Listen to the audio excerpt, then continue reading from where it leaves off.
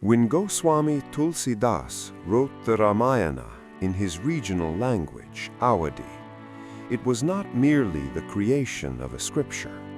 It was the beginning of an era of transformation. At that time, there was opposition and controversy, yet he did not change his decision, because he believed that the story of the Ramayana should reach every person who seeks guidance in life. The Ramayana is not only a religious text, it is a cultural document of human civilization. It transcends the boundaries of color, caste, nation, and religion. Its influence is so profound that it has been translated into almost every major language of the world. In Germany, France, England, Russia, China, Iran, Thailand, Indonesia, everywhere it has been honored. India never conquered the world by the sword. India won hearts through ideas. The Ramayana is a symbol of that victory. This cultural influence was mentioned in Jawaharlal Nehru in his book, where he quoted the thoughts of Jules Michelet. The original composition of the Ramayana was first written in Sanskrit by Maharishi Valmiki.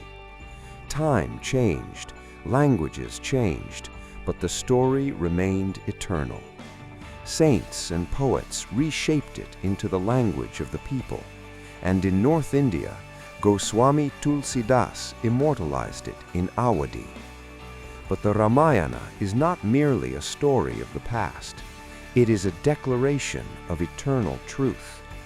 When sin crosses its limits, when unrighteousness begins to overpower righteousness, when the flames of tyranny start burning the entire creation, then the gods, sages, and seers, and even the earth herself, seek refuge in the sustainer of the universe with a single hope.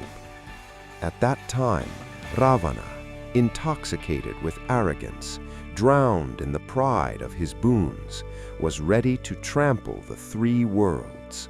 No one could end him, because his boons had made him almost invincible. The earth cried out in anguish. The path of truth had become difficult. The blood of the innocent was flowing. Humanity was terrified. Then the sign was given. Whenever truth falls into crisis, God must take an incarnation. And at that moment, Vishnu smiled, for within every sin lies the seed of its own destruction.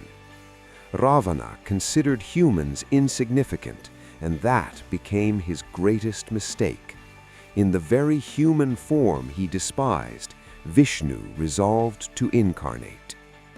In Ayodhya, in the house of King Dasharatha, for the restoration of righteousness, the demons would be destroyed, arrogance would be annihilated, truth would be re-established, and then, throughout the entire creation, one proclamation would resound: truth alone triumphs. Truth alone triumphs. Truth alone triumphs.